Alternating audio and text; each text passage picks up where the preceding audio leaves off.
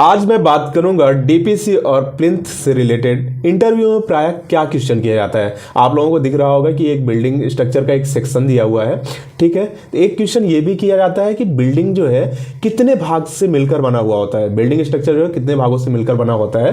तो आप लोगों को दिख रहा होगा कि ये ग्राउंड लेवल के जो नीचे का भाग है मतलब कि सब स्ट्रक्चर, और ग्राउंड लेवल के ऊपर का भाग जो है सुपर स्ट्रक्चर। यानी कि बिल्डिंग स्ट्रक्चर जो है दो भागों से मिलकर बना होता है, एक सब स्ट्रक्चर, दूसरा सुपर स्ट्रक्चर, जिसको हम सिंपल भाषा में हम समझते हैं कि ग्राउंड लेवल से जो नीचे का हिस्सा है ये टोटल ये फाउंडेशन, इसको सब स्ट्रक्चर कहते हैं, ठीक है। मतलब सब स्ट्रक्चर को ही क्या कहते हैं, फाउंडेशन कहते हैं, ठीक है। और जो ग्राउंड लेवल के ऊपर का भाग है इसको सुपर स्ट्रक्चर कहते हैं। अब बात आती है जो हमने जब फेस किया था इंटरव्यू, वहां पूछा गया था कि जो प्लिंथ है, प्लिंथ को सब स्ट्रक्चर में कंसीडर करते हैं या सुपर स्ट्रक्चर में कंसीडर करते हैं। तो जैसे कि आप ये ड्राइंग को देख पा रहे होंगे कि जो प्लिंथ है, ठीक है, ये जो प्लिंथ है ये एबव टू ग्राउंड लेवल है, यानी कि सुपर स्ट्रक्चर में है, ठीक है। तो इसका आंसर क्या होगा कि जो प्लिंथ हम प्रोवाइड करते हैं वो सुपर स्ट्रक्चर में कंसीडर किया जाता है, ठीक है। सेकेंडली जो है ये पूछा जाता है कि प्लिंथ आखिर में प्रोवाइड क्यों किया जाता है, ठीक है। तो ये जो ग्राउंड लेवल है ना, ये ग्राउंड लेवल का जो वाटर है ये हमारे फर्श में ना जाए, ठीक है। अगर हम ग्राउंड लेवल पे ही फर्श दे दें तो प्लिंथ हट जाएगा, ठीक है। तो यहाँ पे क्या आ जाए, डायरेक्ट पानी हमारे फर्श में जा सकता है, इसलिए हम प्लिंथ प्रोवाइड करते हैं ताकि ग्राउंड लेवल का जो वाटर है हमारे फर्श में ना जाए, ठीक है। इसके बाद क्वेश्चन ये पूछा जाता है इंटरव्यू में कि डीपीसी का फुल फॉर्म क्या होता है। डीपीसी का फुल फॉर्म होता है dam proof course. Dam proof course को हिंदी में क्या बोलते हैं, सीलन रोधी परत, जो सीलन को रोकता है, ठीक है।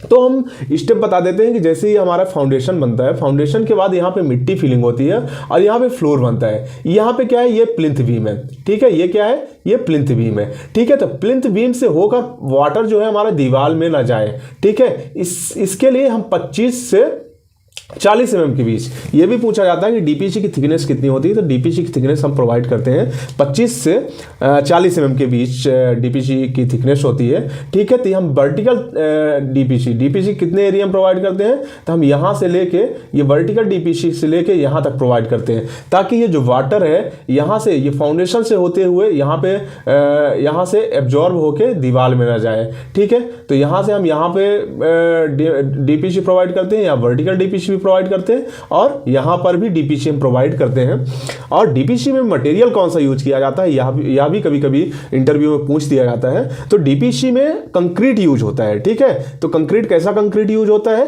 कंक्रीट मतलब उस कंक्रीट में वाटर प्रूफिंग मटेरियल मिक्स होता है, उस कंक्रीट को हम डीपीसी के लिए यूज करते हैं, और जिसकी थिकनेस कितनी होती है, 25 से 40 mm के बीच उसकी थिकनेस होती है, right. Okay, so thank you so much for watching this video.